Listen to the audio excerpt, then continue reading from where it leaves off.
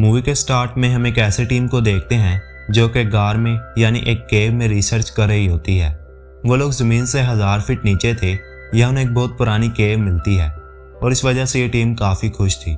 कुछ देर बाद हम देखते हैं कि उस केव के अंदर से किसी अजीबोगरीब क्रिएचर की आवाज़ें आ रही होती हैं।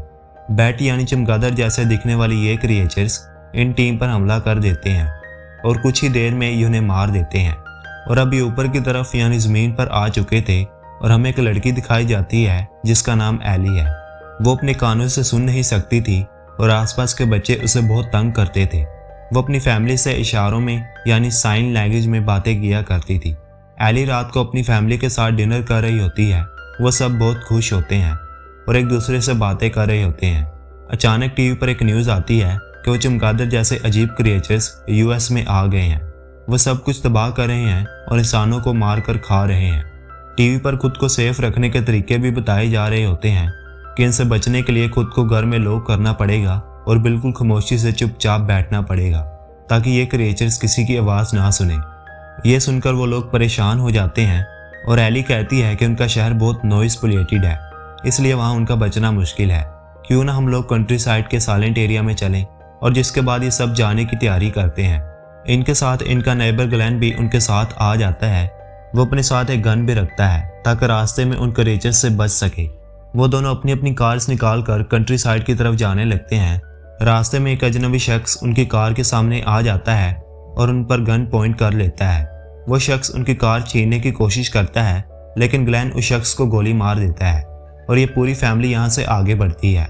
रास्ते में आगे काफ़ी ट्रैफिक होती है और ग्लेन कहता है कि अगर हम इसी तरह रोड पर से चलते रहे तो हम कभी भी वहाँ नहीं पहुँचेंगे, तो हम रोड से हटकर ड्राइव करेंगे। दूसरे रास्ते से जाते हुए ग्लेन की कार के सामने कुछ हिरन आ जाते हैं जिनको बचाते बचाते उसकी कार नीचे गिर जाती है।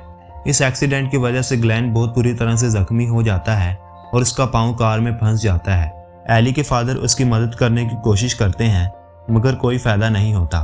तभी हम देखते हैं कि वो क्रिएचर्स यहाँ पर भी आ चुके हैं। इन क्रिएचर्स को देख के इन फैमिली का पेट डॉग भौंकना शुरू हो जाता है। जैसे कि कहा गया था कि शोर इन क्रिएचर्स को अट्रैक्ट करता है, तो वो डॉग के भौंकने की आवाज़ की तरफ बढ़ने लगते हैं और कार पर अटैक कर देते हैं। इन सब को बचाने के लिए ग्लेन अपनी गन से शूट करना शुरू हो जाते हैं ताकि वो क्रिएचर्स उन्हें छोड़कर यहाँ आ जाएं। और ऐसा ही होता है, सब क्रिएचर्स वहाँ चले जाते हैं और वो ग्लेन पर अटैक करते हैं और आखिरकार इसको मार देते हैं। अब वो वापस से उस डॉग की आवाज़ सुनकर उस कार की तरफ जाते हैं और अटैक करना शुरू हो जाते हैं। एली के फादर सोचते हैं कि इस डॉग की वजह से हम भी मारे जाएंगे, इसलिए वो मजबूरन डॉग को कार से बाहर निकाल देते हैं ताकि इससे उनकी जान बच सके। ये देखते ही एली रोना शुरू हो जाती है मगर उनके पास कोई और रास्ता भी नहीं था। यहाँ पर ये लोग इस बात को लेकर खुश हो जाते हैं कि इन्हें पहले से ही साइन लैंग्वेज में बात करना आता था और वो कोई शोर नहीं कर रहे थे। अब वो यहाँ से पैदल आगे बढ़ने लगते हैं। कुछ आगे जाके इन्हें एक घर नजर आता है। इस घर के चारों तरफ ऊंची फेंस लगी हुई थी। अंदर से एक बूढ़ी औरत बाहर आती है। वो अपनी गन से उन्हें शूट करने की कोशिश करती है ताकि वो लोग यहाँ से चले जाएं। उस आवाज़ की वजह से वो क्रिएचर्स उस बूढ़ी औरत पर अटैक कर देते हैं और ये औरत भी कुछ ही देर में मर जाती है।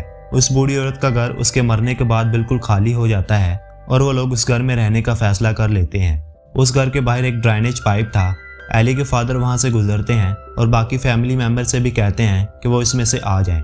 लेकिन हम देखते हैं कि जब एली और उसका भाई ड्रेनेज पाइप में जाते हैं तो वहाँ एक बहुत ही जहरीला सांप होता है। इस सांप की वजह से वो आगे नहीं जा सकते थे। सांप की हिसिंग यानी उसकी आवाज़ सुनकर वो क्रिएचर्स सांप को मार देते हैं। एली की मदर अभी ड्रेनेज पाइप में जा रही होती है कि उन क्रिएचर्स का ग्रुप उनकी टांग पर काट लेता है। यहाँ एली के फादर को एक आइडिया आता है। वो वुड चिपर मशीन ऑन करते हैं और उसके ऑन होने के बाद उसकी आवाज़ से वो सारे क्रिएचर्स उसकी तरफ चले जाते हैं और वो सारी फैमिली फ़ौरन से ड्रेनेज पाइप को क्रॉस करके घर के अंदर चले जाते हैं। घर के अंदर पहुंचकर वो लोग एली की मोम की टांग को देखते हैं। उन्हें पता चलता है कि उसकी टांग बुरी तरह से जख्मी हो चुकी है जिसकी वजह से उसकी बॉडी में इन्फेक्शन फैल रहा था। इसके लिए उन्हें एंटीबायोटिक्स चाहिए थी। एली और उसके फादर एंटीबायोटिक्स की तलाश में बाहर जाते हैं। बाहर जाकर वो नोटिस करते हैं वहाँ पर कोई भी नहीं था, यहाँ तक कि कोई इंसान भी नहीं। हर तरफ खामोशी थी। वो एक स्पेयर मेडिकल सप्लाई स्टोर में जाते हैं और एंटीबायोटिक्स ढूंढने लगते हैं। उस मेडिकल स्टोर में बहुत से लोगों की डेड बॉडीज भी पड़ी हुई थी। एली देखती है कि वो क्रिएचर्स उन मरे हुए लोगों की डेड बॉडीज के अंदर अपने अंडे दे रहे हैं। इन क्रिएचर्स की तादाद बहुत तेजी से बढ़ रही थी अंडों की वजह से। यहाँ एली डर के मारे चिल्ला देती है, जिसकी वजह से क्रिएचर्स इस मेडिकल स्टोर के अंदर भी आ जाते हैं। एली के फादर किसी तरह फायर अलार्म ऑन कर देते हैं और हर जगह पानी फैलने लगता है, तो वो मौका देकर स्टोर से बाहर निकल जाते हैं। जैसे ही वो लोग स्टोर से बाहर आते हैं तो वो एक अजीब से प्रीस्ट को देखते हैं। वो प्रीस्ट उन्हें कहता है कि तुम दोनों मेरे ग्रुप का हिस्सा बन जाओ, लेकिन एली के फादर उन्हें मना कर देते हैं। हमें दिखाया जाता है कि उस प्रीस्ट की जुबान कटी हुई थी और एली की मदर को एंटीबायोटिक्स देते हैं, जिसकी वजह से वो बेटर फील करती हैं। एली का एक दोस्त भी था जिसका नाम रोब था। रोब भी वहीं इन मसाइल का सामना कर रहा था। वो उससे चैटिंग करती है, जिसके बाद उसे पता चलता है कि उसके पेरेंट्स भी मारे जा चुके हैं, मगर वो किसी तरह जिंदा बच गया है। वो उसे बताता है कि मैं नॉर्थ की तरफ बढ़ रहा हूँ।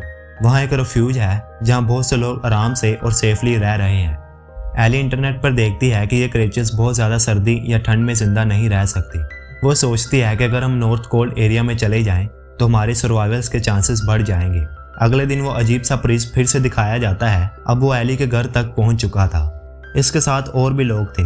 वो फिर से एली की फैमिली को अफोर्स करता है कि तुम मेरे ग्रुप को ज्वाइन कर लो। एली के फादर फिर से उस प्रीस्ट को मना कर देते हैं। यहाँ दिखाया जाता है कि वो प्रीस्ट को सिर्फ एली में इंटरेस्ट था। इसका मतलब वो एली को अपने ग्रुप का हिस्सा बनाना चाहता था, क्योंकि वो एली की वजह से अपने ग्रुप की ग्रोथ कर सकता था, क्योंकि उसने अपना एक ग्रुप बनाना था जिसमें वो एक किंग की तरह रहे। एली के फादर घर के अंदर से एक गन निकाल कर लाते हैं और उनसे कहते हैं कि यहाँ से चले जाओ। ये देखकर प्रीस्ट और उसका ग्रुप वहाँ से चले जाते हैं। इसी रात हमें एक छोटी बच्ची दिखाई जाती है जो उनके घर के बाहर आती है। अकेले मिलने पर वो उस बच्ची को घर के अंदर बुला लेते हैं। वो उससे बातें कर रहे होते हैं कि एकदम से बहुत सारी अलार्म्स बजना शुरू हो जाती हैं। ये अलार्म्स एक साथ बज रहे थे, जिसकी वजह से बहुत शोर हो रहा था। यहाँ हमें पता चलता है कि अजीब लड़की उसी ग्रुप का मेंबर है और उसे प्रीस्ट ने भेजा है। अलार्म की आवाज़ सुनकर वो सारे क्रिएचर्स इस घर पर अटैक कर देते हैं। एली के फादर इन तमाम मोबाइल फ़ोन्स को पानी में डालकर इनकी आवाज़ को बंद करने की कोशिश करते हैं। इसी दौरान उस प्रीस्ट के लोग एली को किडनैप करके ले जाने लगते हैं, लेकिन उसी वक्त एली की ग्रैंडमा यानी दादी उनके पीछे जाती है और उन्हें पकड़कर वो ज़ोर से चिल्लाने लगती है ताकि वो क्रिएचर्स इनकी आवाज़ सुनकर उन पर अटैक कर सकें और एली की जान बच सके। क्रिएचर्स वहाँ पर आ जाते हैं और उन सब पर अटैक कर देते हैं, लेकिन सैडली इस अटैक में एली की दादी भी मर जाती है। वो सब बहुत उदास होते हैं और यहाँ से इस घर को छोड़कर भाग जाते हैं। रास्ते में इन्हें दोबारा से वो प्रीस्ट और उसका ग्रुप दिखाई देता है। इस फाइट में वो फैमिली इस ग्रुप के बहुत से मेंबर्स को मार देते हैं और बहुत फाइट के बाद एली के फादर इस अजीबोगरीब प्रीस्ट को भी मार देते हैं। आगे की कुछ सीन्स में हमें दिखाया जाता है कि ये फैमिली नॉर्थ की तरफ जा रही होती है और फाइनली एली, उसका भाई, उसका फादर और उसकी मदर रेफ्यूज पहुंच जाते हैं। वहाँ और भी इंसान थे जो अपनी जान बचाने के लिए वहाँ रह रहे थे। मूवी के एंड में एली हमें अपने दोस्त के साथ दिखाई देती है और अब ये दोनों तीरों से अटैक कर रहे थे और उन क्रिएचर्स को मार रहे थे।